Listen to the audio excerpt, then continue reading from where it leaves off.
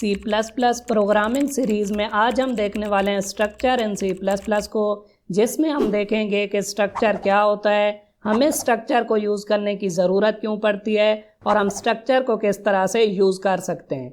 इसी के साथ साथ हम सी प्लस प्लस के स्ट्रक्चर का कंपैरिजन देखेंगे सी लैंग्वेज के स्ट्रक्चर के साथ, क्योंकि सी प्लस प्लस के स्ट्रक्चर के अंदर काफ़ी नई चीज़ें इंट्रोड्यूस कराई गई हैं।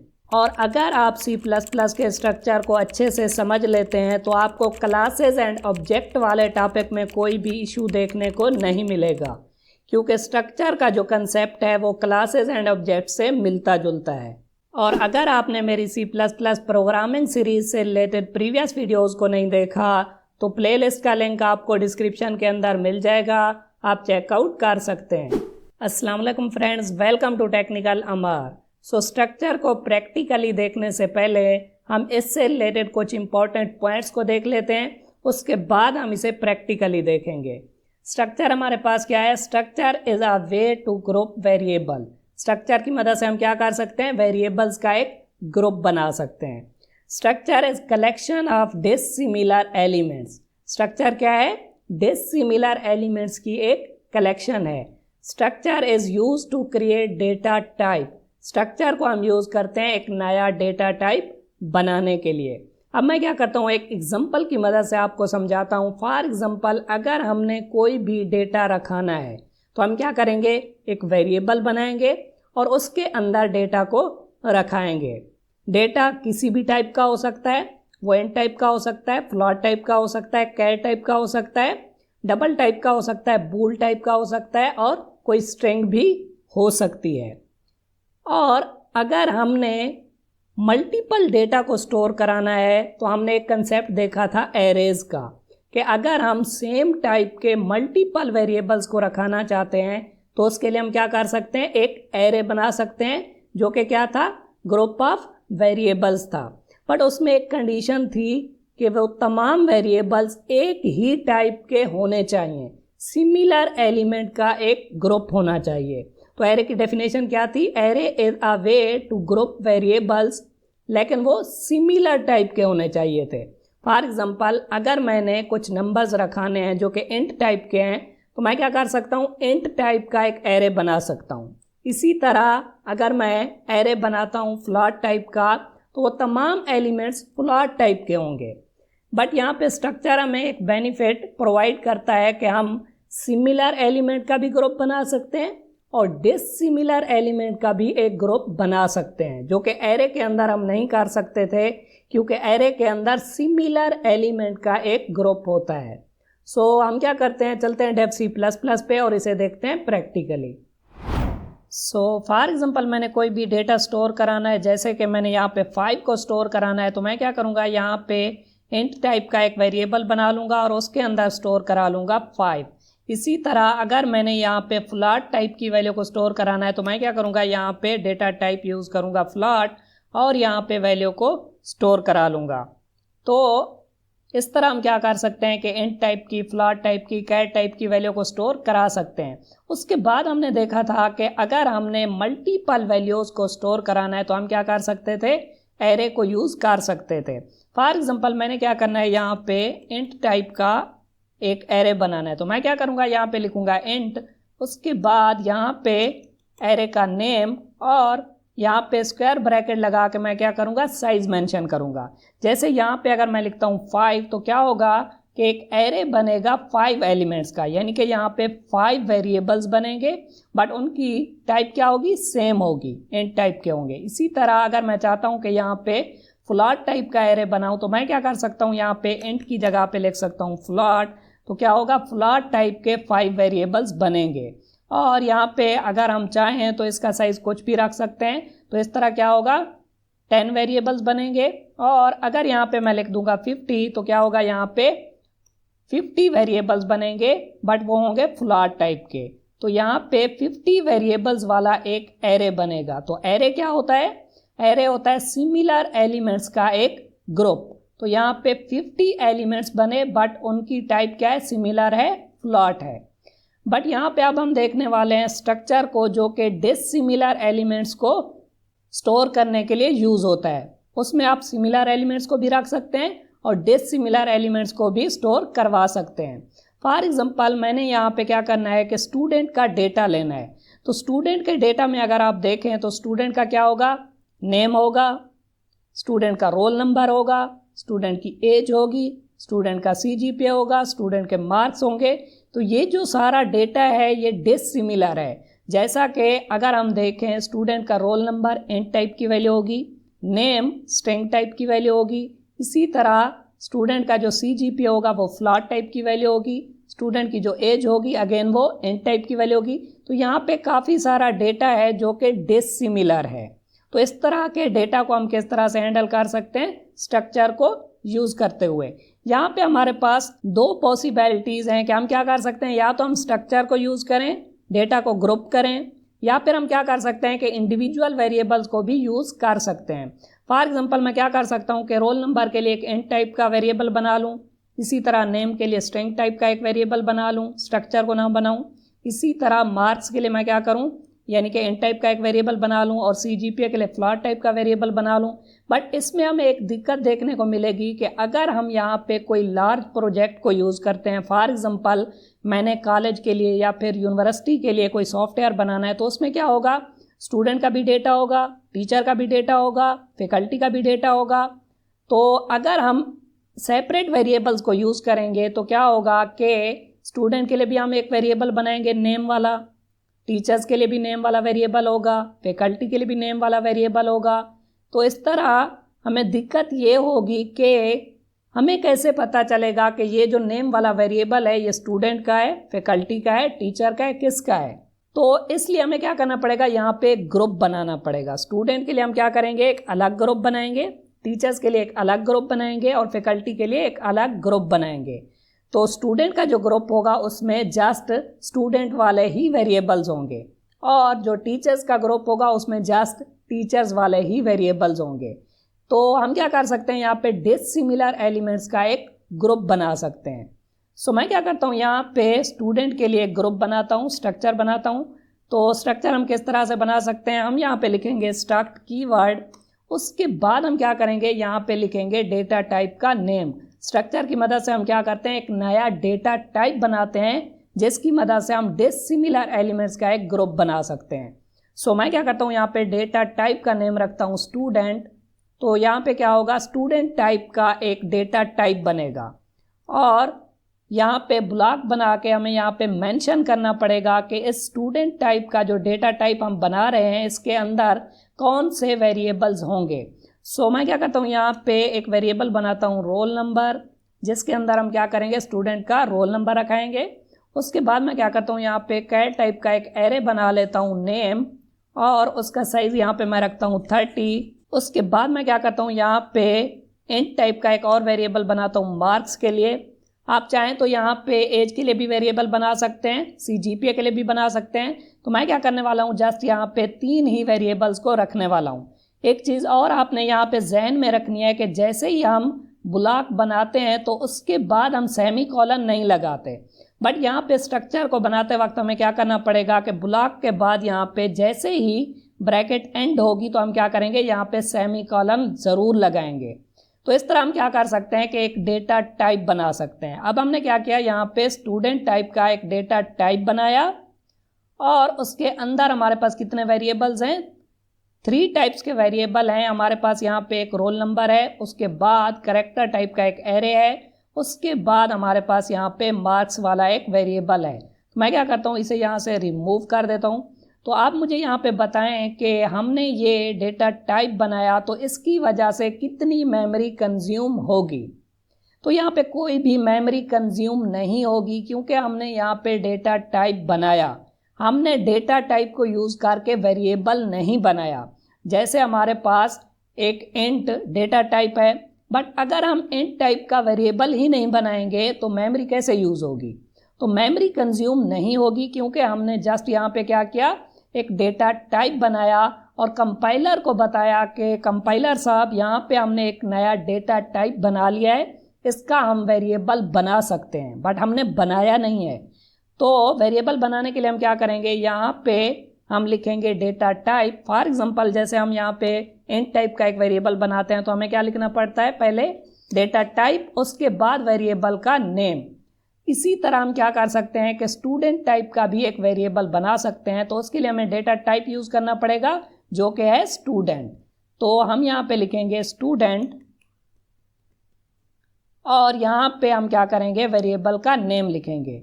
तो यहाँ पे मैं वेरिएबल का नेम रखता हूँ एस।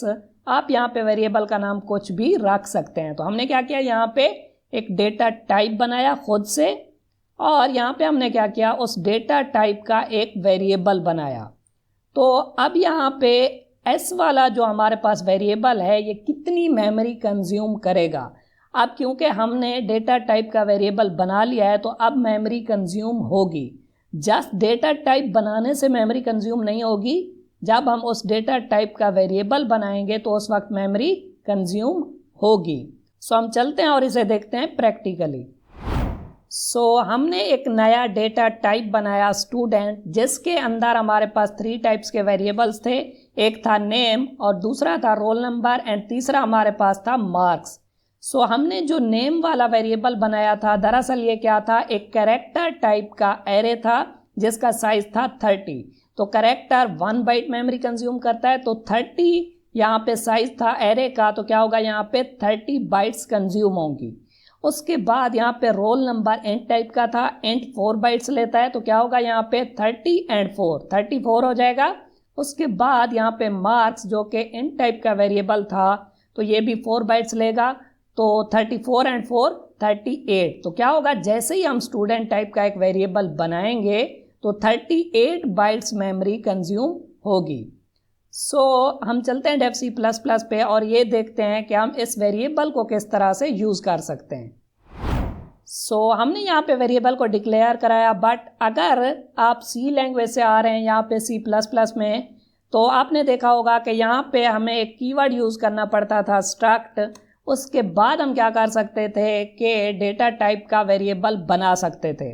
बट यहाँ पे C++ के अंदर ये जो कीवर्ड है ये ऑप्शनल है, अगर आप लगाना चाहें तो लगा सकते हैं, बट अगर आप यहाँ पे इसे ना लगाना चाहें तब भी हमारा काम चल जाएगा। तो यहाँ पे हमने क्या किया, स्टूडेंट टाइप का एक वेरिएबल बनाया। अब अगर हम चाहें तो इस वेरिएबल के अंदर वैल्यूज़ को भी असाइन करा सकते हैं। तो इस वेरिएबल के अंदर दरअसल क्या है, 3 वेरिएबल्स हैं। इस वेरिएबल के अंदर 3 वेरिएबल्स हैं, roll number, name and marks. So अगर हम चाहें तो एरे की तरह डिक्लेयर करते वक्त इसके अंदर वैल्यू असाइन करा सकते हैं। सो हम क्या करेंगे, यहाँ पे लगाएंगे कर्ली ब्रैकेट्स और यहाँ पे आपने ज़हन में रखना है कि जिस सीक्वेंस में आपने यहाँ पे वेरिएबल्स बनाए होंगे उसी सीक्वेंस में आप यहाँ पे वैल्यू को असाइन कराएंगे। तो यहाँ पे फर्स्ट ऑफ ऑल होगा रोल नंबर, तो मैं क्या करता हूँ, यहाँ पे रोल नंबर रखता हूँ 1। उसके बाद यहाँ पे हमारे पास नेम होगा जो कि एक स्ट्रिंग हो सकती है, तो यहाँ पे मैं लिखता हूँ अमर। उसके बाद कॉमा लगा के थर्ड वैल्यू क्या है हमारे पास, मार्क्स। सो मैं यहाँ पे क्या करता हूँ कि मार्क्स रखता हूँ 90। तो इस तरह हम क्या कर सकते हैं कि वेरिएबल को डिक्लेयर करते वक्त उसके अंदर वैल्यू को असाइन करा सकते हैं। और अगर आप चाहें तो वेरिएबल को डिक्लेयर करने के बाद भी वैल्यू को असाइन करा सकते हैं। तो मैं क्या करता हूँ, इसे यहाँ से रिमूव करता हूँ और यहाँ पे मैं क्या करता हूँ, लिखता हूँ रोल नंबर और रोल नंबर के अंदर मैं रखा देता हूँ 1। तो इस तरह हम वैल्यू को असाइन नहीं करा सकते, क्योंकि अगर हम इस तरह वैल्यू को असाइन कराएंगे तो हमें कैसे पता चलेगा कि ये रोल नंबर किस स्टूडेंट का है। फॉर एग्जांपल यहाँ पे हमारे पास 2 वेरिएबल्स हैं S1 एंड S2।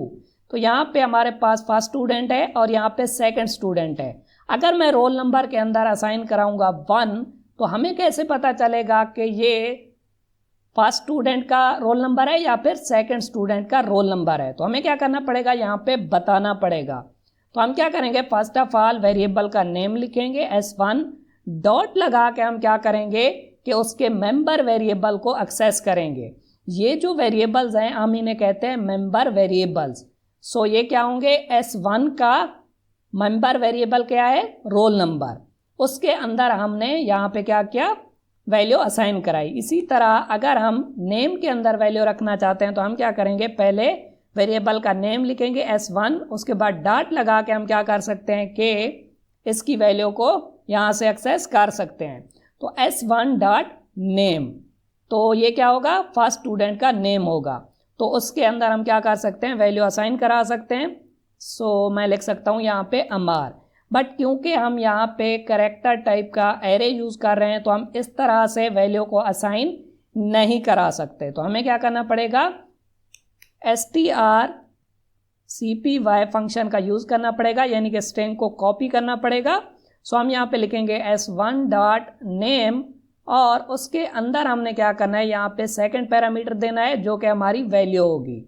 तो क्या होगा, यहाँ पे स्टूडेंट 1 के नेम के अंदर वैल्यू कॉपी होगी अमार। बट यहाँ पे भी हमें एक एरर देखने को मिलेगा, क्योंकि ये जो फंक्शन है इसके लिए हमें यहाँ पे एक हेडर फाइल को इंक्लूड कराना पड़ेगा, #include string.h। तो इस हेडर फाइल के अंदर ये वाला फंक्शन होता है strcpy। तो मैंने आपको स्ट्रिंग वाले टॉपिक में बताया था कि आप कैरेक्टर एरेज को एग्जाम पॉइंट ऑफ व्यू से या फिर इंटरव्यू पॉइंट ऑफ व्यू से देख सकते हैं। बट हम क्या करेंगे, स्ट्रिंग्स को यूज़ करेंगे जो कि काफ़ी पावरफुल हैं और इजी हैं। तो मैं क्या करूँगा, यहाँ पे कैरेक्टर एरे की बजाय यहाँ पे स्ट्रिंग को यूज़ करूँगा। तो मैं क्या करता हूँ, यहाँ पे स्ट्रिंग का एक वेरिएबल बनाता हूँ नेम, और यहाँ पे अगर यहाँ पे हम स्ट्रिंग को यूज़ कर रहे हैं तो हमें यहाँ पे जो हेडर फाइल इंक्लूड करानी पड़ेगी वो होगी जस्ट स्ट्रिंग। तो अब हम क्या कर सकते हैं, यहाँ पे डायरेक्टली वैल्यू को असाइन करा सकते हैं। तो मैं क्या करता हूँ, यहाँ पे लिखता हूँ s1 डॉट नेम और उसके अंदर हम क्या करते हैं, वैल्यू को असाइन करा देते हैं। तो इस तरह हम क्या कर सकते हैं, नेम के अंदर वैल्यू को असाइन करा सकते हैं। इसी के साथ मैं क्या करता हूँ, यहाँ पे मार्क्स के अंदर भी वैल्यू को असाइन करा देता हूँ। तो इस तरह हम क्या कर सकते हैं कि वेरिएबल के अंदर वैल्यूज़ को असाइन करा सकते हैं, और अगर हम चाहें तो इन्हें प्रिंट भी करा सकते हैं। सो मैं क्या करता हूँ, यहाँ पे यहाँ पे प्रिंट करा देता हूँ रोल नंबर, और यहाँ पे हम जस्ट रोल नंबर नहीं लिखेंगे बल्कि लिखेंगे s1 डॉट रोल नंबर। सो उसके बाद मैं क्या करता हूँ, यहाँ पे लाइन को एंड कर देता हूँ, और हम क्या करते हैं, इसी को यहाँ से कॉपी करते हैं और यहाँ पे पेस्ट कर देते हैं, और यहाँ पे हम लिखेंगे नेम, और यहाँ पे हम लिखेंगे मार्क्स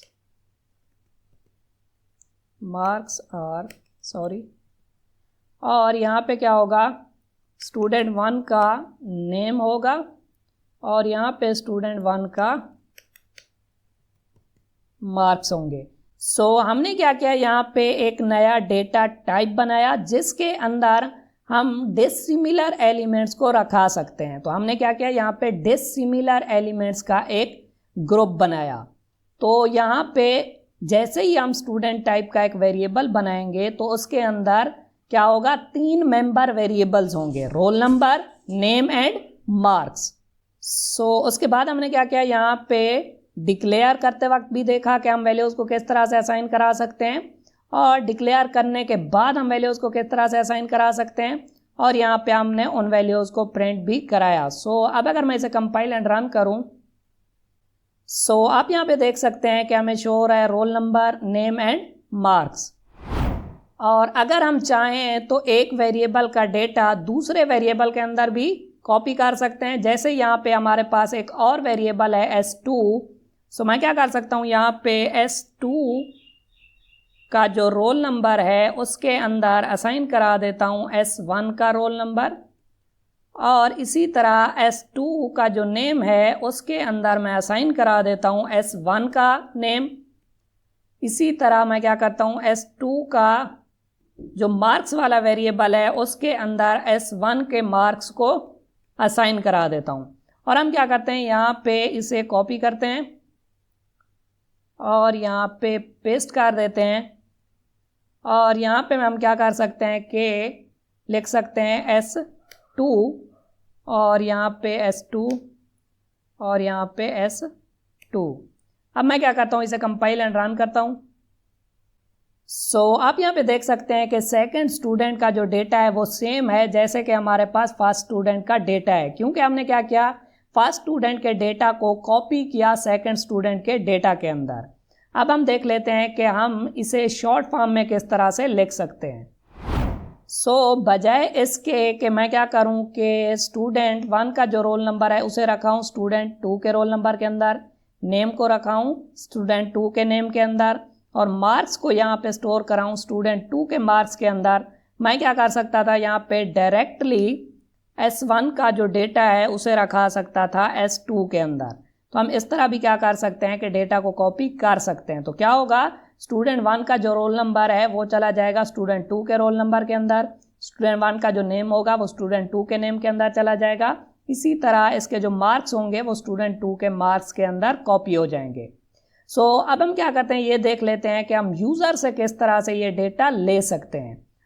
मैं क्या करता हूँ, यहाँ पे जो सेकंड स्टूडेंट है उसके डेटा को रिमूव कर देता हूँ और यहाँ पे इसे भी रिमूव कर देता हूँ। और अब हम क्या करते हैं कि इसे भी यहाँ से रिमूव कर देते हैं और यूज़र से हम वैल्यूज़ लेते हैं। मैं क्या करता हूँ, यूज़र को यहाँ पे एक मैसेज शो कराता हूँ, inter your roll number. User क्या करेगा, यहाँ पे रोल नंबर इंटर करेगा। तो हम क्या करेंगे, CN की मदद से यूज़र से वैल्यू लेंगे और उसे लगाएंगे रोल नंबर के अंदर। अब हम यहाँ पे जस्ट रोल नंबर नहीं लिखेंगे। अगर हम जस्ट रोल नंबर लिखेंगे तो हमें कैसे पता चलेगा कि ये किस स्टूडेंट का रोल नंबर है। चाहे आपने यहाँ पे एक ही वेरिएबल बनाया हो तब भी आपको क्या करना पड़ेगा, यहाँ पे वेरिएबल का नेम लिखना पड़ेगा। उसके बाद आप क्या करेंगे, उसके मेंबर वेरिएबल को एक्सेस करेंगे। यहाँ पे S1 जैसे ही हमने वेरिएबल बनाया तो इसके अंदर 3 मेंबर वेरिएबल्स हैं, roll number, name and marks, जो कि इस स्टूडेंट के हैं। तो हमें क्या करना पड़ेगा, फर्स्ट ऑफ ऑल उस स्टूडेंट का नेम लिखना पड़ेगा, यानी कि वो वाला वेरिएबल लिखना पड़ेगा। उसके बाद हम क्या करेंगे, उसके मेंबर वेरिएबल्स को एक्सेस करेंगे। तो अब मैं क्या करता हूँ, यहाँ पे लिखता हूँ रोल नंबर। उसके बाद हम क्या करते हैं, यहाँ पे cout enter your name. User क्या करेगा, यहाँ पे अपना नेम इंटर करेगा। तो हम क्या करेंगे, उसे रखा लेंगे S1 डॉट नेम के अंदर। इसी तरह cout enter your marks. User क्या करेगा, यहाँ पे मार्क्स इंटर करेगा। तो मैं क्या करता हूँ, यहाँ पे CN की मदद से S1 डॉट मार्क्स लेके के यूज़र से वैल्यू लेता हूँ। जैसे यूज़र यहाँ पे वैल्यूज़ इंटर करेगा तो वो S1 के role number, name and marks के अंदर आएंगी। और उसके बाद हम क्या कर सकते हैं कि S1 के role number, name and marks को यहाँ पे प्रिंट करा सकते हैं। अब अगर मैं इसे कंपाइल एंड रन करूँ, आप यहाँ पे देख सकते हैं कि हमें शो रहा है इंटर योर रोल नंबर। तो मैं क्या करता हूँ, यहाँ पे रोल नंबर एंटर करता हूँ 5। उसके बाद इंटर योर नेम, तो मैं क्या करता हूँ, यहाँ पे नेम एंटर करता हूँ अमार। और उसके बाद यहाँ पे मैं मार्क्स इंटर करता हूँ 80। तो आप यहाँ पे देख सकते हैं कि हमें डेटा शो हो रहा है, roll number is 5, name is Amar and marks are 80। जैसा कि मैंने आपको स्ट्रिंग वाले टॉपिक में काफ़ी डिटेल में समझाया था कि अगर हम यूज़र से कोई स्ट्रिंग ले रहे हैं तो यहाँ पे क्या होता है कि अगर हम CN की मदद से स्ट्रिंग लेंगे तो यहाँ पे कंपाइलर क्या करेगा, स्पेस को डिलिमीटर मानेगा। अगर यहाँ पे हम एक वर्ड से ज़्यादा वाली स्ट्रिंग को इंटर कराएंगे तो यहाँ पे हमें इशू देखने को मिलेगा। फॉर एग्जांपल यहाँ पे मैं इसे कंपाइल एंड रन करता हूँ।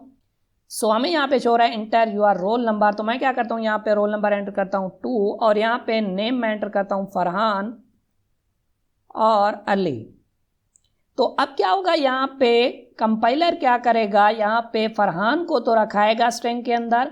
जैसे ही हम यहाँ पे स्पेस देंगे तो यहाँ पे क्या होगा, कंपाइलर इसे डिलिमीटर मानेगा। कंपाइलर समझेगा कि स्ट्रिंग कंप्लीट हो चुकी है। जैसे ही हम स्पेस देंगे तो कंपाइलर समझेगा कि स्ट्रिंग कंप्लीट हो चुकी है। तो अब क्या होगा, जस्ट फरहान ही जाएगा स्ट्रिंग के अंदर। आप यहाँ पे देख सकते हैं कि कंपाइलर ने क्या किया, फरहान को रखाया स्ट्रिंग के अंदर। जैसे ही हमने यहाँ पे स्पेस दी तो कंपाइलर ने समझा कि स्ट्रिंग कंप्लीट हो चुकी है।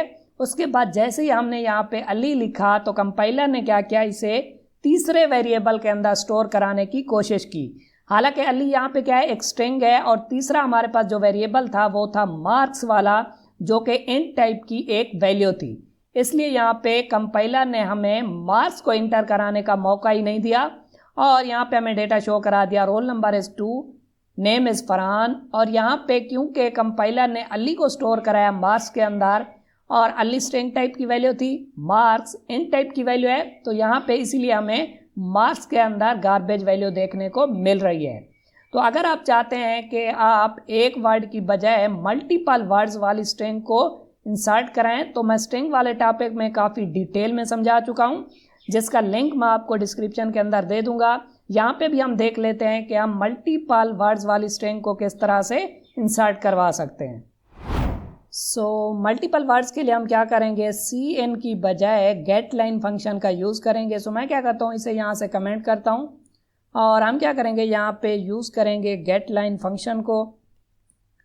और गेट लाइन के अंदर हमारे पास दो पैरामीटर्स होते हैं। फर्स्ट पैरामीटर में हम क्या करते हैं, यहाँ पे लिखते हैं सी एन, कि हमने क्या करना है, कीबोर्ड से वैल्यू लेनी है। और यहाँ पे सेकंड पैरामीटर के तौर पे हम क्या करेंगे, वेरिएबल का नेम लिखेंगे।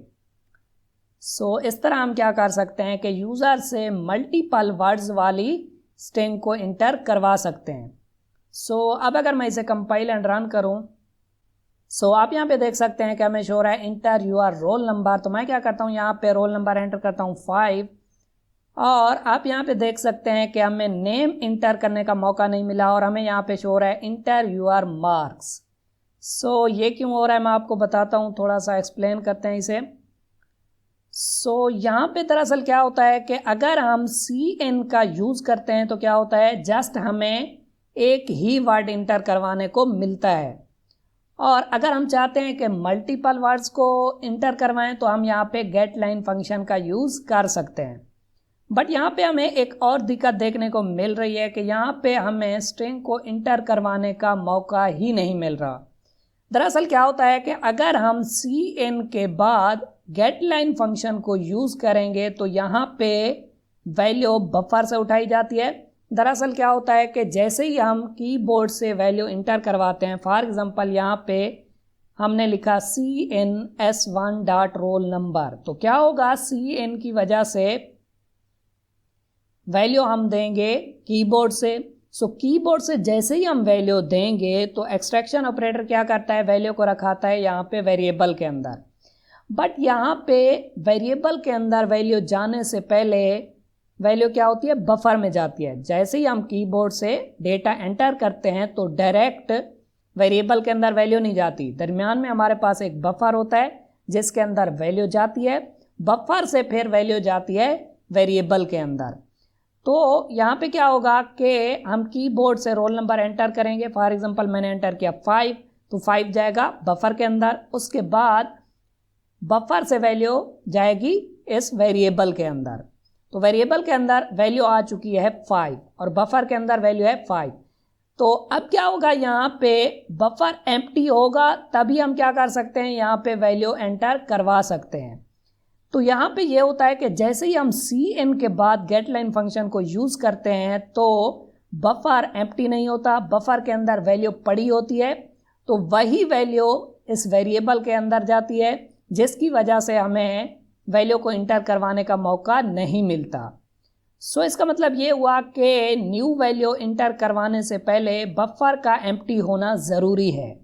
ये हर बार नहीं होता, बट यहाँ पे जैसे ही हम सी एन के बाद गेट लाइन फंक्शन को यूज़ करते हैं तो यहाँ पे हमें ये इशू देखने को मिलता है।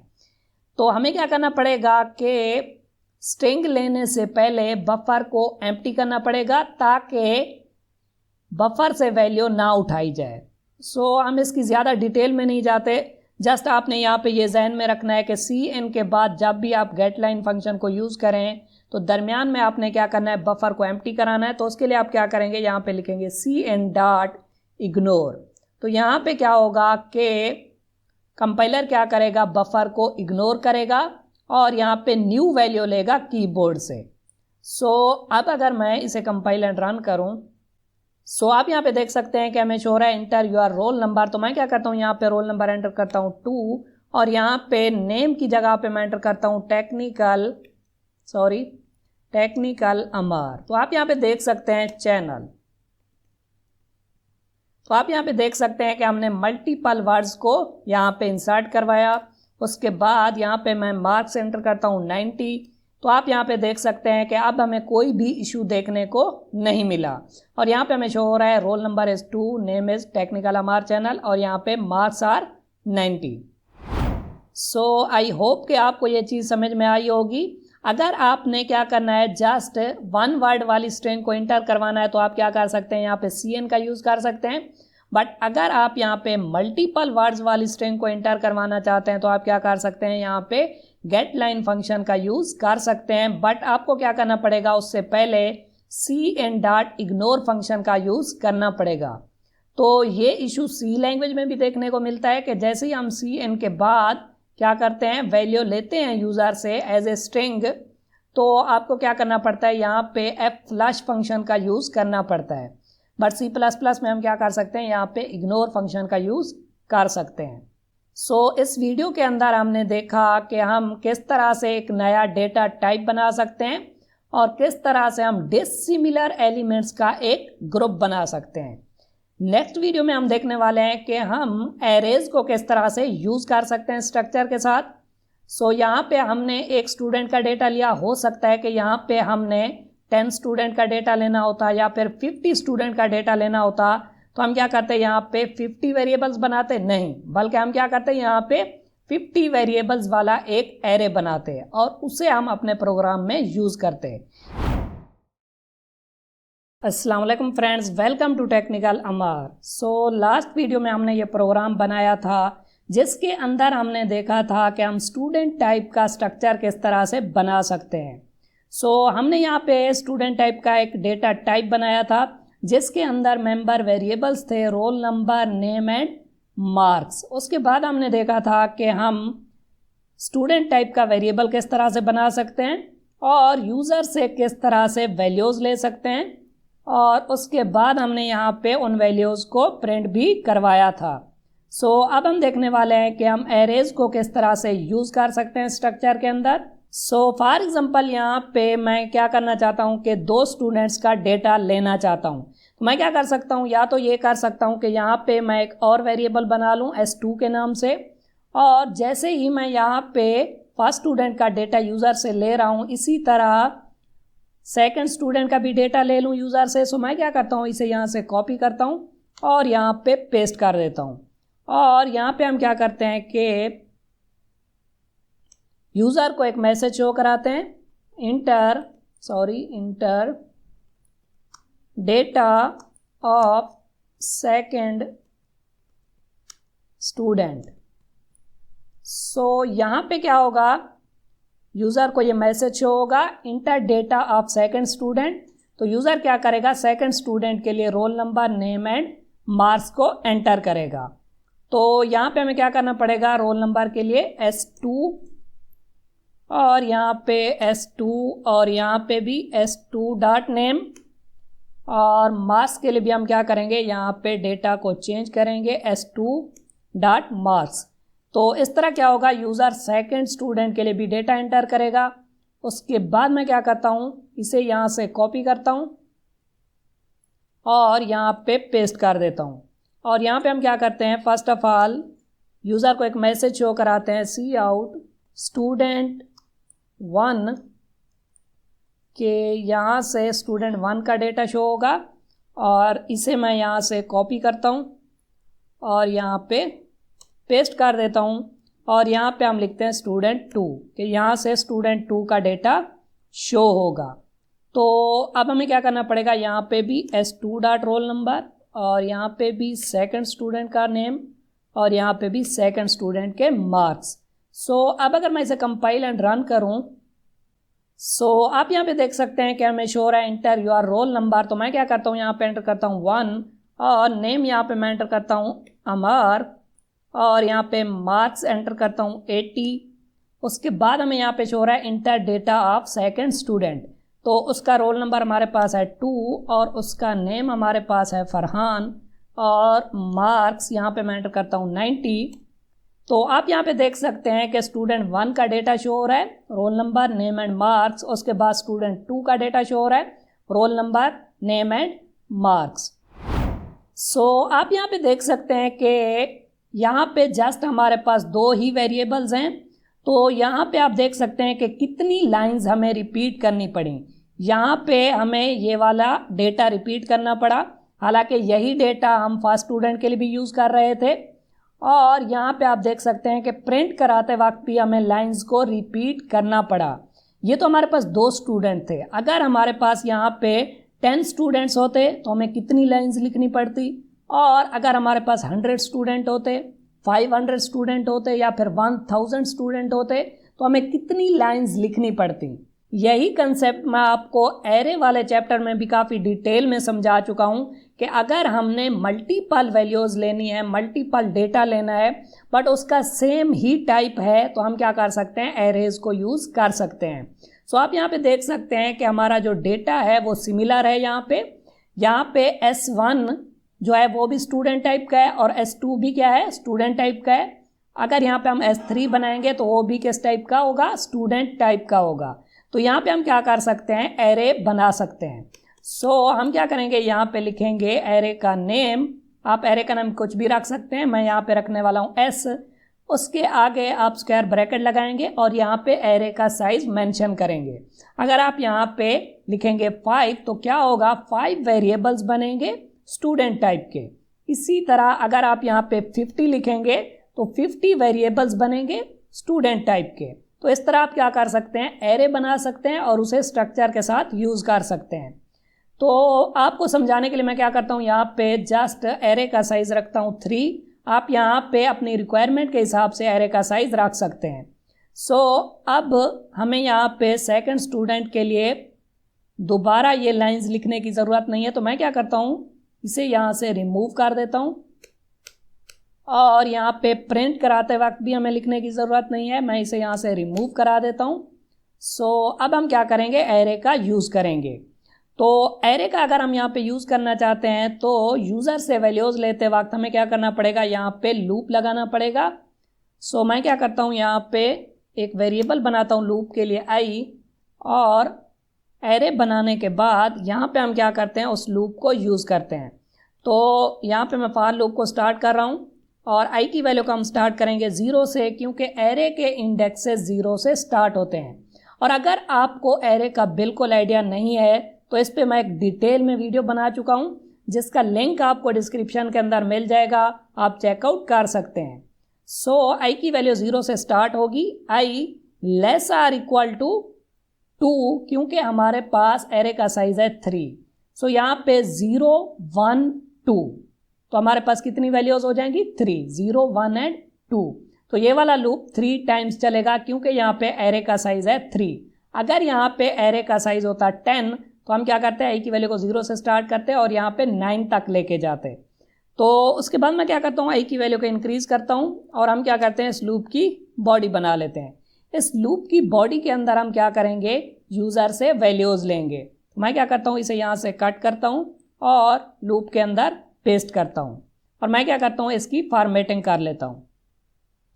सो यूज़र से वैल्यूज़ लेते वक्त हमें क्या करना पड़ेगा, यहाँ पे S1 डॉट रोल नंबर नहीं लिखना पड़ेगा, हमारे पास एरे का नेम है S, तो हम क्या करेंगे, यहाँ पे लिखेंगे S। बट यहाँ पे हमें क्या करना पड़ेगा, इंडिविजुअल वेरिएबल्स को एक्सेस करने के लिए हम क्या करते हैं, इंडेक्सेस का यूज़ करते हैं। सो एरे की इंडेक्सिंग स्टार्ट होती है 0 से। सो हम क्या करेंगे, यहाँ पे लगाएंगे स्क्वायर ब्रैकेट और यहाँ पे अगर हम लिखेंगे 0 तो क्या होगा कि इस एरे का जो फर्स्ट एलिमेंट होगा यहाँ पे हमें एक्सेस होगा, तो उसके अंदर रोल नंबर भी होगा, नेम भी होगा एंड मार्क्स भी होंगे। बट यहाँ पे हम 0 नहीं लिखेंगे बल्कि लिखेंगे i, जो कि हमारा लूप वाला वेरिएबल है। तो क्या होगा, फर्स्ट टाइम i की वैल्यू वैसे भी क्या होगी, 0 होगी।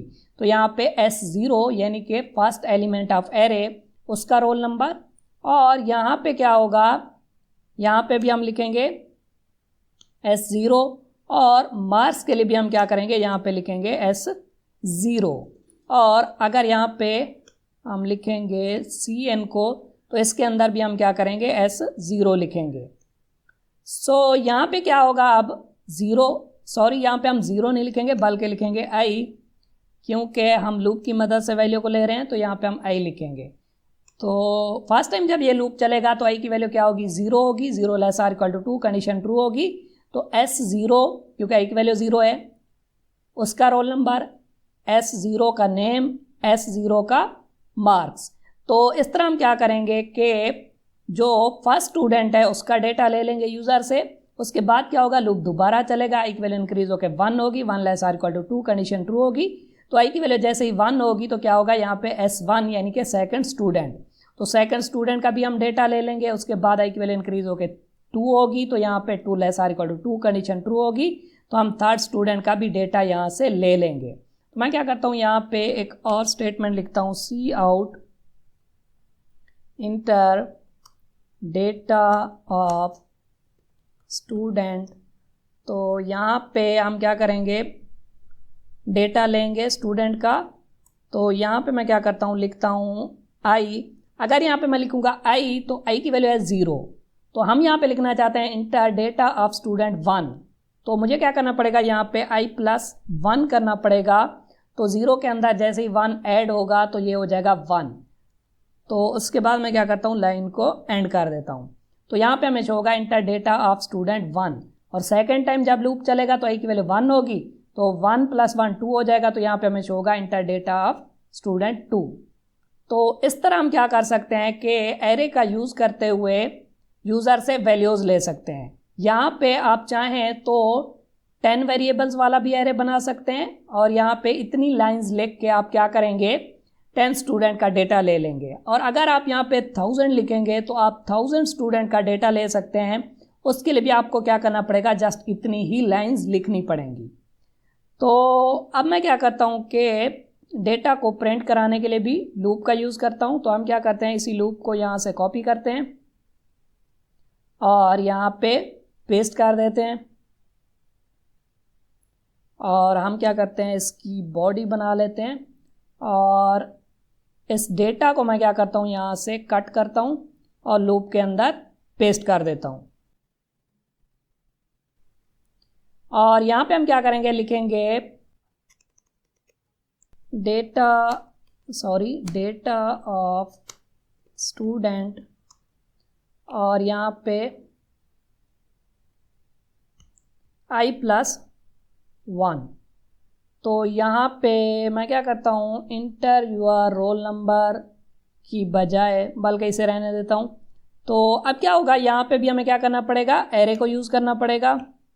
तो यहाँ पे i, और यहाँ पे भी हम एरे को यूज़ करेंगे तो i, और यहाँ पे भी हम एरे को यूज़ करेंगे तो यहाँ पे लिखेंगे i।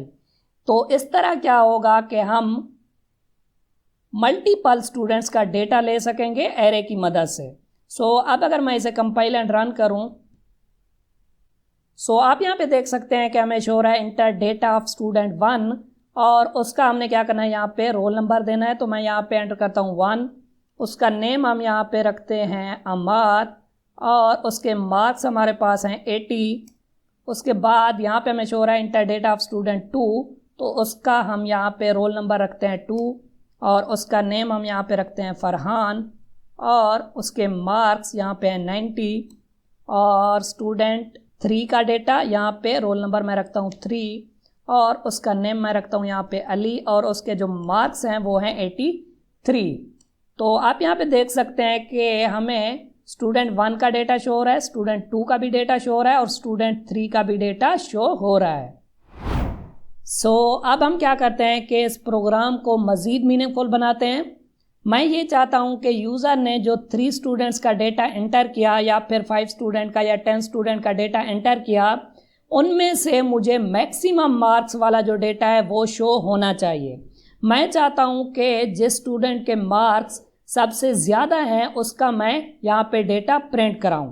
तो उसके लिए मैं क्या कर सकता हूँ, यहाँ पे हम फ़र्ज़ कर लेते हैं कि हमारे पास जो मैक्स मार्क्स हैं वो फर्स्ट स्टूडेंट के हैं। तो फर्स्ट स्टूडेंट के लिए इंडेक्स क्या होगा, 0 होगा।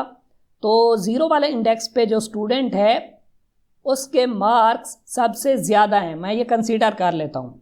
तो हम क्या करते हैं कि एक वेरिएबल बना के उसके अंदर फर्स्ट स्टूडेंट के मार्क्स को स्टोर करा देते हैं, ये कंसीडर करते हुए कि फर्स्ट स्टूडेंट के जो मार्क्स हैं वो सबसे ज़्यादा हैं। अब मैं क्या करूँगा, यहाँ पे लगाऊँगा लूप, और लूप यहाँ पे मैं क्या करता हूँ, इसी को ही कॉपी कर लेता हूँ इस लूप को, और यहाँ पे पेस्ट कर देता हूँ। यहाँ पे अब हम क्या करेंगे, एक कंडीशन लगाएंगे। अब क्योंकि हमने फर्स्ट स्टूडेंट के जो मार्क्स हैं उन्हें कंसीडर कर लिया है कि वो मैक्सिमम मार्क्स हैं, हम क्या करेंगे, इसी के मार्क्स को क्या करेंगे, कंपेयर करेंगे बाकी स्टूडेंट्स के साथ। तो अब हम क्या करेंगे, स्टूडेंट के मार्क्स को सेकंड स्टूडेंट वाले मार्क्स से कंपेयर करेंगे। तो यहाँ पे आई की वैल्यू को 0 से स्टार्ट करने का मतलब नहीं बनता, क्योंकि इसके मार्क्स को हम ले चुके हैं। तो हम क्या करेंगे, आई की वैल्यू को 1 से स्टार्ट करेंगे। और यहाँ पे मैं क्या करूँगा, एक कंडीशन लगाऊंगा कि अगर जो हमारे पास स्टूडेंट है यहाँ पे इंडेक्स 1 वाला, जो कि सेकंड स्टूडेंट होगा, सो आई की वैल्यू को हम यहाँ पे लिखते हैं। सो इसके अगर मार्क्स मैक्स मार्क्स से, जो कि फर्स्ट स्टूडेंट के मार्क्स हैं, अगर मैक्स मार्क्स से ज़्यादा हैं, अगर सेकंड स्टूडेंट के मार्क्स मैक्सिमम मार्क्स से भी ज़्यादा हैं, तो ज़ाहिर सी बात है कि सेकंड स्टूडेंट के मार्क्स मैक्सिमम हैं, तो अब मैक्सिमम मार्क्स वाली वैल्यू को अपडेट हो जाना चाहिए। तो हम क्या करेंगे, यहाँ पे मैक्स मार्क्स के अंदर रखा देंगे सेकंड स्टूडेंट के मार्क्स को। सो अगर सेकंड स्टूडेंट के मार्क्स पहले वाले स्टूडेंट से ज़्यादा होंगे, तो हम क्या करेंगे, मैक्स मार्क्स की वैल्यू को अपडेट करेंगे और सेकंड स्टूडेंट के मार्क्स को रखाएंगे मैक्स मार्क्स के अंदर। और अगर यहाँ पे सेकंड स्टूडेंट के मार्क्स ग्रेटर नहीं होंगे मैक्स मार्क्स से, सो हम वैल्यू को अपडेट नहीं कराएंगे, फर्स्ट स्टूडेंट के मार्क्स ही इसके अंदर रहेंगे। उसके बाद क्या होगा, लूप दोबारा चलेगा, आई की वैल्यू इंक्रीज होकर 2 होगी, तो यहाँ पे थर्ड स्टूडेंट के मार्क्स को यहाँ पे चेक किया जाएगा। और अगर थर्ड स्टूडेंट के मार्क्स प्रीवियस मैक्स मार्क्स से ज़्यादा होंगे, तो हम क्या करेंगे, दोबारा इसकी वैल्यू को अपडेट करेंगे। तो इस तरह हम क्या कर सकते हैं कि मैक्सिमम मार्क्स को फाइंड आउट कर सकते हैं, बट हमें ये नहीं पता चलेगा कि मैक्सिमम मार्क्स किस स्टूडेंट के हैं। तो उसके लिए हम क्या करते हैं, यहाँ पे एक और वेरिएबल बना लेते हैं। यहाँ पे ही मैं बना लेता हूँ लोकेशन के नाम से, क्योंकि फर्स्ट स्टूडेंट के मार्क्स को हमने मैक्सिमम कंसीडर किया, तो यहाँ पे लोकेशन में मैं रखा देता हूँ 0, कि इसी लोकेशन पे मार्क्स जो है मैक्सिमम है। और अगर यहाँ पे सेकंड स्टूडेंट के मार्क्स ग्रेटर होंगे, तो हम क्या करेंगे, लोकेशन को भी अपडेट करेंगे और लोकेशन के अंदर रखा देंगे आई को, कि यहाँ पे लोकेशन कौन सी होगी, 1 वाली होगी, यानी कि सेकंड स्टूडेंट। और अगर थर्ड के मैक्सिमम मार्क्स होंगे, तो यहाँ पे लोकेशन भी अपडेट हो जाएगी। तो जैसे ही हम लूप के बाहर आएंगे, तो हमें मैक्सिमम मार्क्स भी मिलेंगे और वो लोकेशन भी मिलेगी, यानी कि हमें पता चलेगा कि कौन सा स्टूडेंट है जिसके मार्क्स ग्रेटर हैं। तो अब हम क्या कर सकते हैं, उसके मार्क्स को भी प्रिंट करा सकते हैं, उसके नेम को, रोल नंबर को भी प्रिंट करा सकते हैं। तो मैं क्या करता हूँ कि जिस स्टूडेंट के मार्क्स सबसे ज़्यादा हैं, उसके नेम को यहाँ पे प्रिंट कराता हूँ। सो हम क्या करते हैं, यहाँ पे लिखते हैं cout student which have maximum marks is. और यहाँ पे मैं क्या करता हूँ कि उस स्टूडेंट का यहाँ पे नेम प्रिंट कराता हूँ। तो हम क्या करेंगे, यहाँ पे इंडेक्स कौन सा देंगे, लोकेशन वाला, क्योंकि लोकेशन के अंदर हमने क्या किया था, इंडेक्स को स्टोर कराया था। तो यहाँ पे मैं लिखूँगा लोकेशन डॉट नेम और लाइन को कर दूंगा एंड। तो इस तरह आप क्या कर सकते हैं कि मैक्सिमम मार्क्स को फाइंड आउट कर सकते हैं और उसकी लोकेशन को भी फाइंड आउट कर सकते हैं। अगर आप चाहें तो इसी स्टूडेंट के मार्क्स को भी यहाँ पे प्रिंट करा सकते हैं लोकेशन की मदद से, और इसी स्टूडेंट के रोल नंबर को भी प्रिंट करा सकते हैं। मैं क्या करता हूँ, यहाँ पे जस्ट उसका नेम ही प्रिंट कराता हूँ। तो अगर आप चाहें तो यहाँ पे जितने भी स्टूडेंट का डेटा हमने लिया होगा उन्हें प्रिंट भी करा सकते हैं। तो मैं क्या करता हूँ, इसे यहाँ से कमेंट कर देता हूँ। मुझे वो डेटा प्रिंट नहीं कराना, बल्कि मुझे उस स्टूडेंट का जस्ट नेम प्रिंट कराना है जिसके मार्क्स सबसे ज़्यादा हैं। अगर आप चाहें तो यहाँ पे डेटा को भी प्रिंट करा सकते हैं। सो अब मैं क्या करता हूँ, इसे कंपाइल एंड रन करता हूँ। सो आप यहाँ पे देख सकते हैं कि हमें शो हो रहा है इंटर डेटा ऑफ स्टूडेंट 1, और उसका मैंने क्या करना है, यहाँ पे रोल नंबर एंटर करना है 1, और उसका नेम यहाँ पे मैं रखता हूँ अमार, और उसके जो मार्क्स हैं मैं यहाँ पे रखता हूँ 90। उसके बाद सेकंड स्टूडेंट का रोल नंबर मैं यहाँ पे रखता हूँ 5, और उसका जो नेम है वो यहाँ पे मैं रखता हूँ फरहान, और उसके जो मार्क्स हैं मैं यहाँ पे रखता हूँ 96, और यहाँ पे थर्ड स्टूडेंट के लिए रोल नंबर मैं रखता हूँ 10, और यहाँ पे उसका नेम मैं रखता हूँ अली, और उसके जो मार्क्स हैं वो यहाँ पे मैं रखता हूँ 89। सो अब आप यहाँ पे देख सकते हैं कि फरहान के जो मार्क्स हैं वो सबसे ज़्यादा हैं 96। तो जैसे ही मैं एंटर प्रेस करूँगा तो क्या होगा, हमें फरहान का नेम शो होगा। तो आप यहाँ पे देख सकते हैं कि हमें शो हो रहा है student which have maximum marks is Farhan. अगर आप चाहें तो फरहान का सारा डेटा यहाँ पे प्रिंट करा सकते हैं, जो कि हमने लोकेशन की मदद से एक्सेस करना है, क्योंकि हमने इंडेक्स को फाइंड आउट कर लिया था जिस इंडेक्स पे मैक्सिमम मार्क्स थे। सो इस तरह हमने देखा कि हम एरेज को स्ट्रक्चर के साथ किस तरह से यूज़ कर सकते हैं। नेक्स्ट वीडियो में हम देखने वाले हैं कि हम फंक्शंस को स्ट्रक्चर के साथ किस तरह से यूज़ कर सकते हैं। सो स्ट्रक्चर से रिलेटेड पहले ही हम 2 पार्ट्स को देख चुके हैं। फर्स्ट पार्ट में हमने देखा था स्ट्रक्चर से रिलेटेड कुछ बेसिक कंसेप्ट्स को। उसके बाद हमने देखा था कि हम स्ट्रक्चर टाइप का एरे किस तरह से बना सकते हैं और किस तरह से उसे अपने प्रोग्राम में यूज़ कर सकते हैं।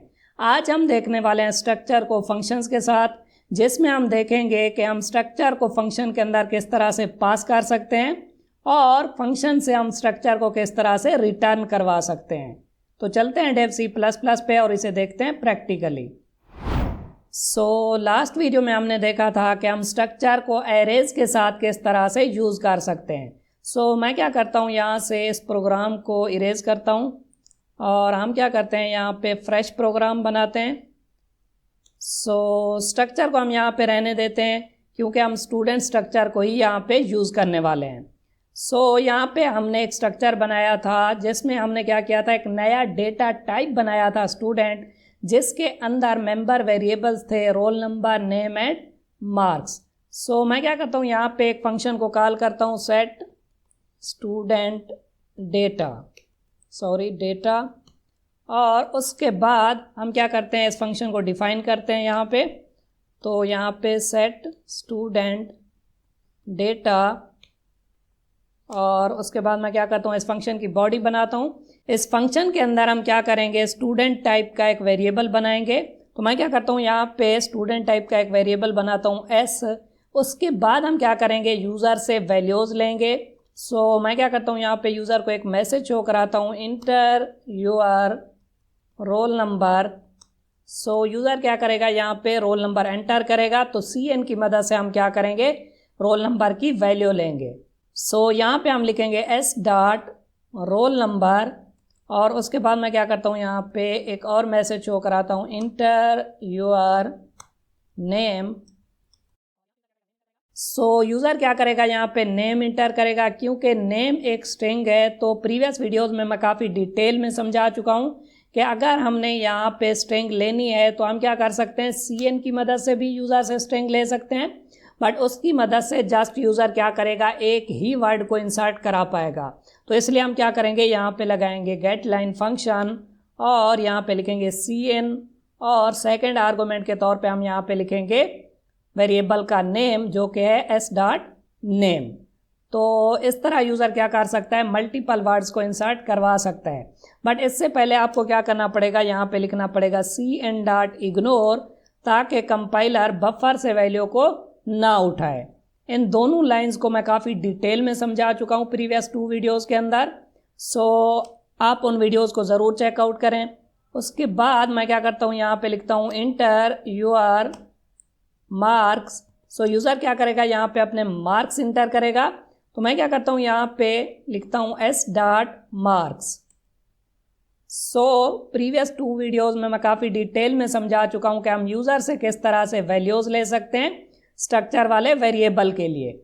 तो उसके बाद क्या होगा, यूज़र ने यहाँ पे वैल्यूज़ इंटर कराई, तो हम क्या करते हैं कि वो वैल्यूज़ आ चुकी हैं s वाले वेरिएबल के अंदर।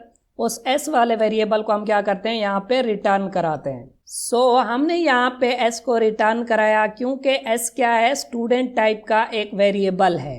स्टूडेंट क्या है, हमारे पास एक स्ट्रक्चर है, तो यहाँ पे s स्टूडेंट टाइप का वेरिएबल है, तो हमारा रिटर्न टाइप क्या होगा, स्टूडेंट होगा। तो यहाँ पे हमारा रिटर्न टाइप होगा स्टूडेंट। सो हमने क्या किया, यहाँ पे मेन फंक्शन के अंदर सेट स्टूडेंट डेटा को कॉल किया। उसके बाद सेट स्टूडेंट डेटा के अंदर हमने क्या किया कि स्टूडेंट टाइप का एक वेरिएबल बनाया, और उसके अंदर हमने क्या किया, वैल्यूज़ ली। उसके बाद हमने क्या किया, यहाँ पे उसे रिटर्न कराया। तो स्टूडेंट क्या है, एक स्ट्रक्चर है, तो इसका मतलब ये हुआ कि हमने फंक्शन को कॉल किया और यहाँ पे हमने स्ट्रक्चर को रिटर्न कराया। सो अब क्योंकि वैल्यू जो आएगी वो आएगी यहाँ पे, तो मैं क्या करता हूँ, यहाँ पे एक और स्टूडेंट टाइप का वेरिएबल बनाता हूँ और जो वैल्यू यहाँ पे आएगी स्टूडेंट टाइप की, उसे हम क्या करेंगे, S1 के अंदर स्टोर करा लेंगे। सो यूज़र ने यहाँ पे जो भी वैल्यू इंटर कराई होगी, यानी कि role number, name and marks, वो आ जाएगी S1 के अंदर। सो अब हम क्या करते हैं, यहाँ पे एक और फंक्शन बनाते हैं, शो स्टूडेंट डेटा। सो मैंने क्या किया, यहाँ पे शो स्टूडेंट डेटा फंक्शन को कॉल कराया।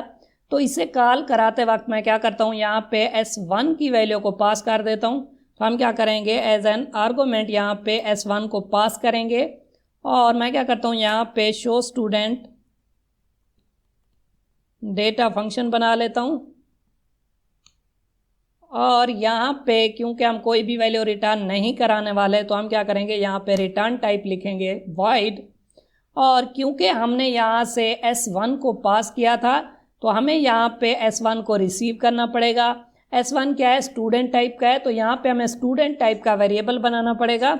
मैं क्या करता हूँ, यहाँ पे स्टूडेंट टाइप का एक वेरिएबल बनाता हूँ S, और उसके बाद हम क्या करते हैं, यहाँ पे इसका ब्लॉक बनाते हैं। और यहाँ पे मैं क्या करता हूँ, S के अंदर वैल्यू आ चुकी है।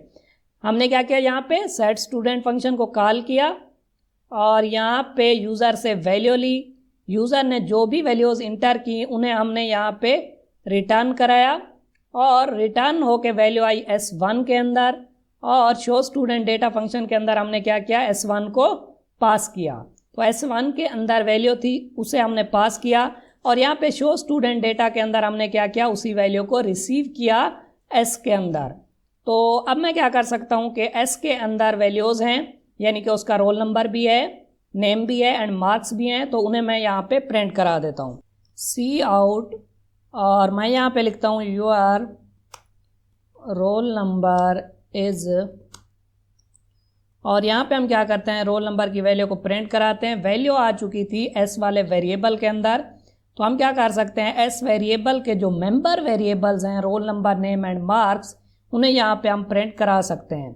सो हम क्या करेंगे, यहाँ पे लिखेंगे S डॉट रोल नंबर, और मैं क्या करता हूँ, यहाँ पे लाइन को एंड करता हूँ और हम क्या करते हैं, इसी को यहाँ से कॉपी करते हैं और यहाँ पे पेस्ट कर देते हैं। और यहाँ पे हम लिखेंगे योर नेम इज़, और यहाँ पे S डॉट नेम, और यहाँ पे S डॉट मार्क्स, और यहाँ पे मैं लिखता हूँ योर मार्क्स आर। सो इस तरह हमने देखा कि हम स्ट्रक्चर को किस तरह से रिटर्न करा सकते हैं फंक्शन में से, और स्ट्रक्चर को हम किस तरह से पास कर सकते हैं एज एन आर्गूमेंट। उसके बाद हमने क्या किया कि स्ट्रक्चर से रिलेटेड जितनी भी वैल्यूज़ थी उन्हें यहाँ पे प्रिंट कराया। सो अब अगर मैं इसे कंपाइल एंड रन करूँ, सो आप यहाँ पे देख सकते हैं कि हमें शो रहा है इंटर योर रोल नंबर। तो मैं क्या करता हूँ, यहाँ पे रोल नंबर एंटर करता हूँ 1, और यहाँ पे मैं नेम एंटर करता हूँ अमार, और यहाँ पे मैं मार्क्स एंटर करता हूँ 90। तो आप यहाँ पे देख सकते हैं कि हमें शो रहा है your roll number is 1, your name is Amar and your marks are 90। अस्सलाम वालेकुम friends, welcome to technical Amar. So last video में हमने ये प्रोग्राम बनाया था जिसके अंदर हमने देखा था कि हम स्ट्रक्चर को फंक्शंस के साथ किस तरह से यूज़ कर सकते हैं। सो हमने क्या किया था, यहाँ पे स्टूडेंट टाइप का एक स्ट्रक्चर बनाया था जिसके अंदर मेंबर वेरिएबल्स थे, roll number, name and marks. उसके बाद हमने क्या किया था, यहाँ पे सेट स्टूडेंट डेटा फंक्शन को कॉल किया था, और यहाँ पे यूज़र से हमने क्या किया था, वैल्यूज़ ली थी स्टूडेंट टाइप के डेटा को स्टोर कराने के लिए। उसके बाद हमने क्या किया था, यहाँ पे स्ट्रक्चर को रिटर्न कराया था, यानी कि स्टूडेंट के वेरिएबल को रिटर्न कराया था, और उसे हमने यहाँ पे रिसीव किया था एक और वेरिएबल के अंदर। उसके बाद हमने क्या किया था, यहाँ पे शो स्टूडेंट डेटा फंक्शन को कॉल किया था, और क्योंकि डेटा हमारे पास आ चुका था S1 वेरिएबल के अंदर, उसे हमने यहाँ पे पास किया था, यानी कि स्ट्रक्चर को पास किया था, क्योंकि ये स्ट्रक्चर टाइप का वेरिएबल था। और यहाँ पे हमने क्या किया, शो स्टूडेंट डेटा फंक्शन को डिफाइन किया और यहाँ पे जो हमने वेरिएबल पास किया था उसे रिसीव करने के लिए हमने क्या किया, यहाँ पे स्टूडेंट टाइप का एक और वेरिएबल बनाया। तो वैल्यू आ गई यहाँ पे एस वाले वेरिएबल के अंदर। तो उसकी मदद से हमने क्या किया, उसके मेंबर वेरिएबल्स को यहाँ पे प्रिंट कराया।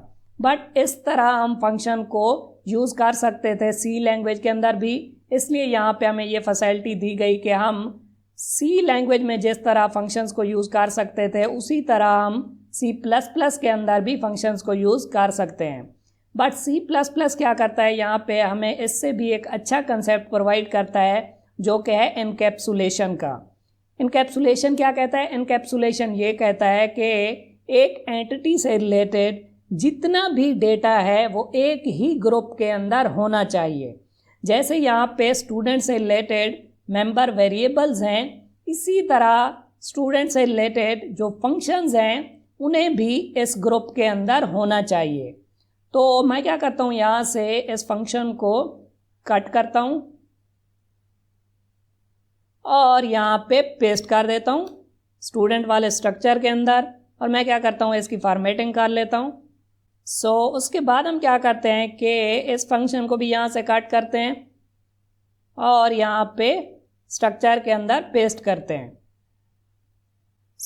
इनकैप्सुलेशन क्या कहता है, इनकैप्सुलेशन ये कहता है कि एक एंटिटी से रिलेटेड जितना भी डेटा है उसे एक ही ग्रुप के अंदर होना चाहिए, चाहे उससे रिलेटेड मेंबर वेरिएबल्स हैं चाहे उससे रिलेटेड फंक्शंस हैं, उन्हें एक ही ग्रुप के अंदर होना चाहिए।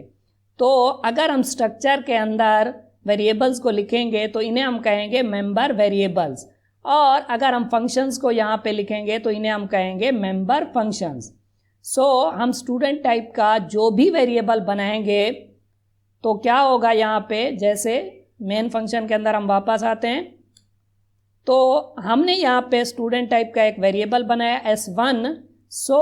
ये जो वेरिएबल्स हैं ये S1 के मेंबर वेरिएबल्स हैं, इसी तरह ये जो फंक्शंस हैं ये S1 के मेंबर फंक्शंस हैं। और यहाँ पे अब फंक्शन को हम इस तरह से कॉल नहीं करेंगे क्योंकि ये जो फंक्शंस हैं वो मेंबर फंक्शंस हैं। जैसे हम मेंबर वेरिएबल्स को कॉल करते थे डॉट लगाकर, जैसे आप यहाँ पे देख सकते हैं कि मैंने लिखा था S dot roll number, S dot name. तो हमने डॉट क्यों लगाया था, हमने डॉट इसलिए लगाया था क्योंकि role number, name and marks क्या थे, स्टूडेंट के मेंबर वेरिएबल्स थे। इसी तरह फंक्शन को कॉल करते वक्त भी हम क्या करेंगे, यहाँ पे लगाएंगे S dot set student data, क्योंकि हम S1 के मेंबर फंक्शन को यहाँ पे कॉल कर रहे हैं। अब क्या होगा, S1 की मदद से हमने सेट स्टूडेंट डेटा फंक्शन को किया कॉल, तो यहाँ पे क्या होगा, ये वाला फंक्शन चलेगा। तो जैसे ही ये फंक्शन चलेगा तो यहाँ पे क्या होगा, अब हमें यहाँ पे ये वेरिएबल बनाने की ज़रूरत नहीं होगी और यहाँ पे S डॉट रोल नंबर लिखने की भी ज़रूरत नहीं होगी। हम जस्ट रोल नंबर लिखेंगे और यहाँ पे जस्ट नेम लिखेंगे और यहाँ पे जस्ट मार्क्स लिखेंगे और यहाँ पे कोई भी वैल्यू रिटर्न नहीं कराएंगे। और यहाँ पे भी अगर हम कोई वैल्यू रिटर्न नहीं करा रहे तो हम क्या करेंगे, रिटर्न टाइप लिखेंगे वॉइड। आपका सवाल यहाँ पे हो सकता है कि हमने जस्ट लिखा रोल नंबर, तो हमें कैसे पता चलेगा कि ये किस स्टूडेंट का रोल नंबर है, क्योंकि यहाँ पे हमारे पास एक की बजाय 2 वेरिएबल्स भी हो सकते हैं, 5 वेरिएबल्स भी हो सकते हैं, ठीक है, 10 वेरिएबल्स का भी डेटा हो सकता है। यहाँ पे हमारे पास 500 स्टूडेंट भी हो सकते हैं। तो हमें कैसे पता चलेगा कि ये जो रोल नंबर है ये किस स्टूडेंट का है, तो हमें यहाँ पे पता चलेगा कॉलर वेरिएबल की मदद से। हमने यहाँ पे सेट स्टूडेंट डेटा फंक्शन को कॉल किया S1 की मदद से। तो यहाँ पे सेट स्टूडेंट डेटा के अंदर जितने भी वेरिएबल्स होंगे वो किसके होंगे, S1 के होंगे। क्यों, क्योंकि S1 ने सेट स्टूडेंट डेटा को कॉल किया। तो यहाँ पे यूज़र जो भी रोल नंबर इंटर करेगा, नेम एंटर करेगा, मार्क्स एंटर करेगा, वो किसके होंगे, S1 के होंगे। तो जब ये फंक्शन कंप्लीट हो जाएगा तो क्या होगा, S1 के अंदर वैल्यूज़ आ जाएंगी, role number, name and marks. उसके बाद हम क्या कर सकते हैं कि यहाँ पे अब हम क्या करेंगे, वेरिएबल को पास नहीं करेंगे, बल्कि हम यहाँ पे लिखेंगे S1 डॉट शो स्टूडेंट। तो S1 की मदद से हमने शो स्टूडेंट फंक्शन को कॉल किया। S1 के अंदर ऑलरेडी डेटा आ चुका है क्योंकि हमने सेट स्टूडेंट डेटा फंक्शन को कॉल किया था S1 की मदद से। तो यहाँ पे यूज़र ने जो भी वैल्यूज़ इंटर की थी वो S1 के अंदर आ चुकी हैं। तो S1 की मदद से हमने शो स्टूडेंट डेटा फंक्शन को कॉल किया। तो यहाँ पे क्योंकि हम कुछ भी पास नहीं करने वाले तो यहाँ पे भी हम क्या करते हैं, इसे इरेज कर देते हैं। और यहाँ पे हमें डॉट लगाने की ज़रूरत नहीं है, यहाँ पे भी और यहाँ पे भी। अब S1 की मदद से हमने शो स्टूडेंट डेटा फंक्शन को कॉल किया तो ये रोल नंबर किसका होगा, S1 का होगा। और ये नेम किसका होगा, S1 का होगा। मार्क्स भी किसके होंगे, S1 के होंगे। सो हमने क्या किया, यहाँ पे S1 की मदद से सेट स्टूडेंट डेटा फंक्शन को कॉल किया और यहाँ पे यूज़र से वैल्यूज़ ली। यहाँ पे हमने डॉट नहीं लगाया, वेरिएबल का नेम भी नहीं लिखा, क्योंकि जिस वेरिएबल की मदद से हमने सेट स्टूडेंट डेटा फंक्शन को कॉल किया था ये मेंबर वेरिएबल्स उसी वेरिएबल के होंगे। सो इसका मतलब ये हुआ कि मेंबर फंक्शंस को इजाज़त है कि वो मेंबर वेरिएबल्स को डायरेक्टली यहाँ पे एक्सेस कर सकते हैं बगैर डॉट ऑपरेटर लगाए। सो यहाँ पे हमने यूज़र से डेटा लिया, उसकी मदद से हमने क्या किया, उसी वेरिएबल की मदद से शो स्टूडेंट डेटा फंक्शन को कॉल किया और यहाँ पे उन वेरिएबल्स को प्रिंट कराया। सो अब अगर मैं इसे कंपाइल एंड रन करूँ आप यहाँ पे देख सकते हैं कि हमें शो हो रहा है इंटर योर रोल नंबर। तो मैं क्या करता हूँ, यहाँ पे रोल नंबर एंटर करता हूँ 2 और यहाँ पे नेम एंटर करता हूँ अमार और यहाँ पे मार्क्स एंटर करता हूँ 90।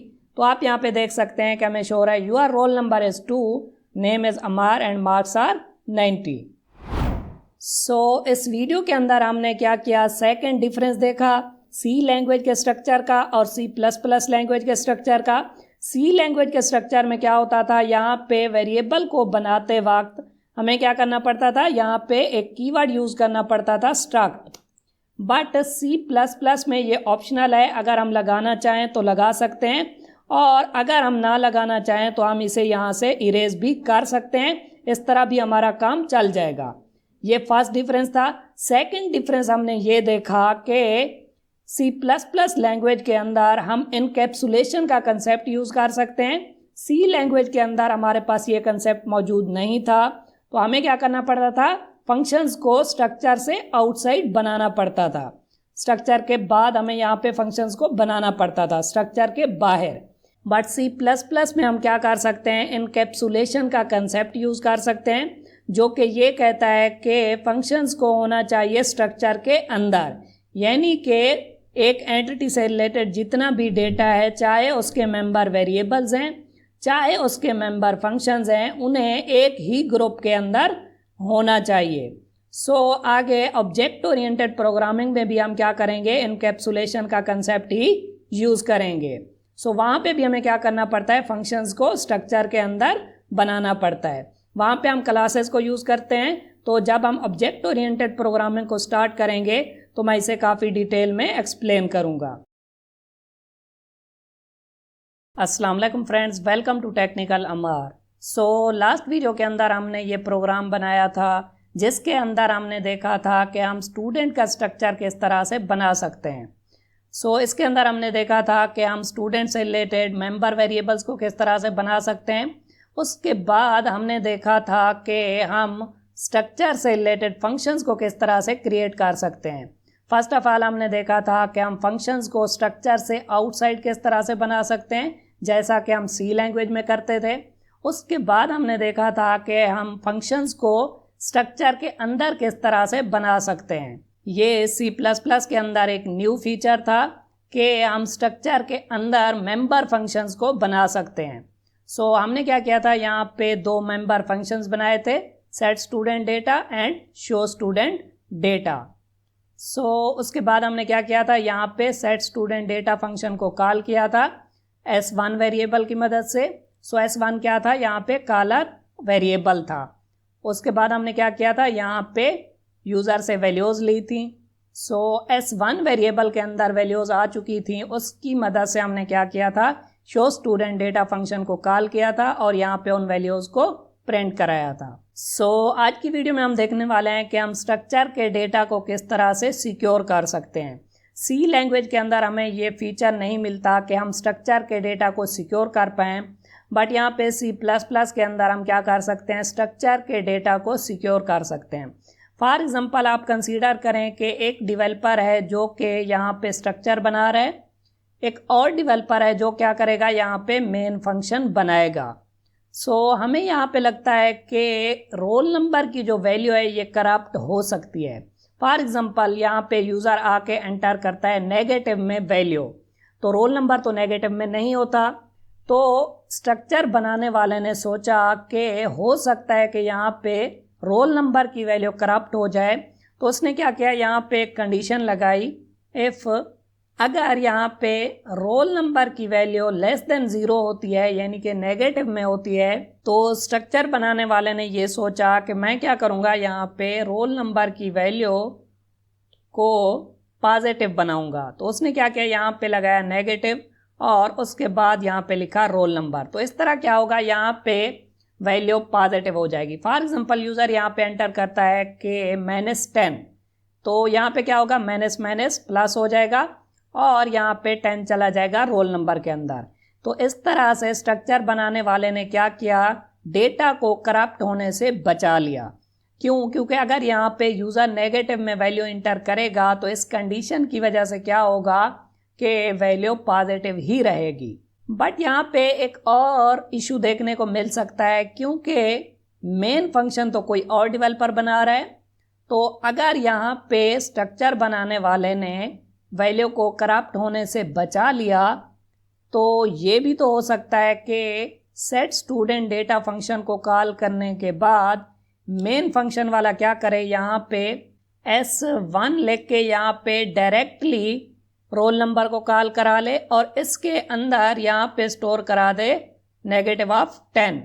तो क्या होगा कि यहाँ पे स्ट्रक्चर बनाने वाले ने तो क्या किया, यहाँ पे वैल्यू को करप्ट होने से बचाया, बट यहाँ पे मेन फंक्शन बनाने वाला क्या कर सकता है कि रोल नंबर के अंदर डायरेक्ट वैल्यू रखा सकता है, बगैर फंक्शन को कॉल कराए भी यहाँ पे भी रखा सकता है, फंक्शन को कॉल करने से पहले और फंक्शन को कॉल करने के बाद भी कहीं पे रोल नंबर की वैल्यू को चेंज कर सकता है।